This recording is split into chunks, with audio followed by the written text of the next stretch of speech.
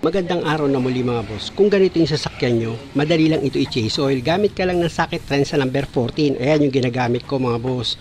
Luwagan mo itong drain plug niya. Second hand na bili ni madam itong sasakyan at mababa pa naman yung tinakbo niya. Meron siyang kailangang ayusin. Meron daw kasing umuugong pag umaandar itong sasakyan niya at parang pigil daw tumakbo. Kaya abangan nyo ito sa susunod na video ko. For the meantime, mag-change oil muna ako. Tanggalin ko itong drain plug para ma-drain ko itong langis. At pagkaunti niya lang yung tumutulong langis dito sa makina niya, ibabalik ko muna itong drain plug niya pansamantala. Siyempre naman kahit pansamantala kong ilagay itong drain plug niya, gagamit pa rin ako dyan ng tools para higpitan ko itong drain plug niya. Tapos balik ulit ako dito sa ibabaw ng makina dahil nga ang susunod kong gagawin dyan is magpa-flashing ako. Kaya lang ang problema ang higpit itong engine cap niya. Kaya gumamit ako ng plier dyan para maluwagan. At ito na mga boss, gagamit ako dyan ng Rev X40. Yan ang ginagamit ko kadalasang pang flashing. 90s pa mga boss, yan na ginagamit ko na pang flashing sa makina. Bukod sa mura, subok ko na yan na nakakalinis. At after ko may isalin yung 3 litrong oil na ginamit kong pang flashing, ilagay ko na itong engine cap niya tapos ipa-start ko itong makina.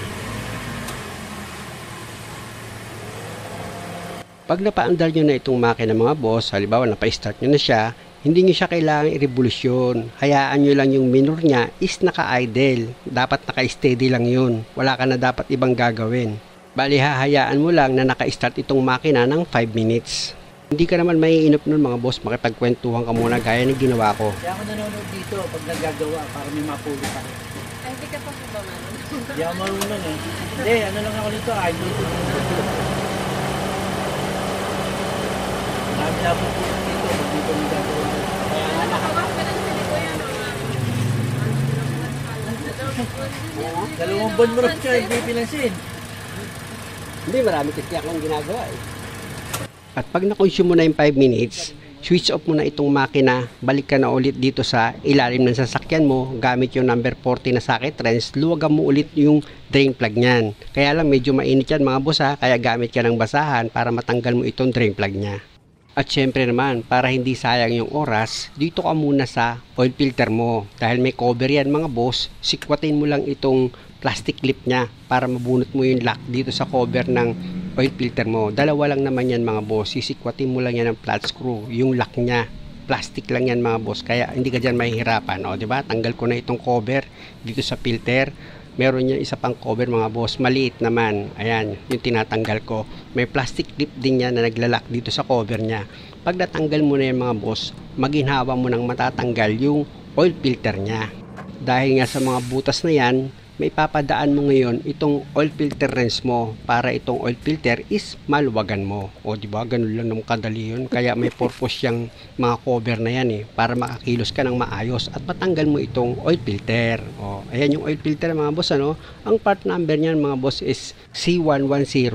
Kung ganitong klase yung sasakyan mo. Bago mo ilagay yung bagong oil filter, dapat pinunasa mo yung base ng paglalagyan yan, pati itong o-ring ng bagong oil filter, dapat pinahiram mo yan ng oil. Para pag hinigpitan mo itong bagong oil filter is hindi pumilipit yung o-ring niya. Dudulas lang siya. At dahil maliit lang itong oil filter mga boss, kamay lang pinanghigpit ko dyan. Tapos balik ako dito sa oil pan, punasan ko yung paglalagyan ko ng drain plug. Tapos ilalagay ko na ito drain plug niya, siguraduhin yung flat washer niyan is nakalagay. At pag naipakapit nyo na sa thread niya, gamit ko ulit ng socket wrench na number 14. Higpitan mo ng maayos yan mga boss. Tapos balik ko ulit dito sa oil filter mo. Yung cover niyan ilalagay mo na ngayon. Sa paglagay ng cover mga boss, madali lang. Yung plastic clip niyan, itutulak nyo na lang. Maglalak na yan kusa pag tulak nyo. Diba? Nakita nyo, pag tulak ko, naglalak na siya. At dito naman sa isa pang cover, meron lang yan isang plastic clip mga boss. Sana lang napapansin nyo kung paano ko nilalagay itong cover niya. Na pag nailapat ko na, tsaka ako ngayon ilalagay itong plastic clip na natitira pa. O, diba? Okay na yan mga boss. Babalik na ulit ako dito sa ibabaw ng makina para magsalin ng oil. May nakaredy si customer na 1 gallon. Blaze Racing yan mga boss. Ako ang nag-recommend yan sa customer. Dahil nga sa matagal ko nang ginagamit yan, siyempre kabisado ko na maganda yan sa makina. Siya nga pala mga boss, hindi nyo isasalin lahat yan. Gumamit kayo ng dipstick sa bawat pag-change oil na gagawin nyo. Doon kayo mag-base ng tamang sukat. Kaya nga naglagay ng dipstick dahil yan ang magiging guide nyo kung tama na ba yung langis nyo or kulang pa. Unang-una, hindi ka naman nakakasigurado na na-drain mo lahat yung langis. Kaya the best na gumamit ka lang ng dipstick. Madali lang naman, bunutin mo itong dipstick niya, tapos punasan mo muna yan mga boss gamit yung basahan mo na malinis. Tsaka mo ngayon ibalik itong dipstick niya para masukat mo ulit yung tamang level niya. At kung makikita nyo mga boss, naka-level na itong langis niya, nasa ikalawang tuldok na. Kaya ang gagawin ko dyan, babalik ko ulit itong dipstick niya, tapos yung engine cap niya ilalagay ko na rin. Tsaka ako ngayon ipa-start itong makina. Halimbawa naman, umistart na itong makina nyo. Pwedeng after a minute, switch off mo ulit itong makina, tapos bunutin mo ulit itong dipstick niya. Dahil nga sa wala pang laman yung oil filter niyan, sigurado magkukulang itong langis mo at meron ka pa namang natirang langis, tsaka mo ngayon siya dagdagan para makuha mo yung tamang level. Ganun lang mga boss at maraming salamat sa panonood. Sana nakakuha kayo ng idea at kung maaari, huwag niyo naman kalimutang mag-subscribe sa channel ko. Salamat!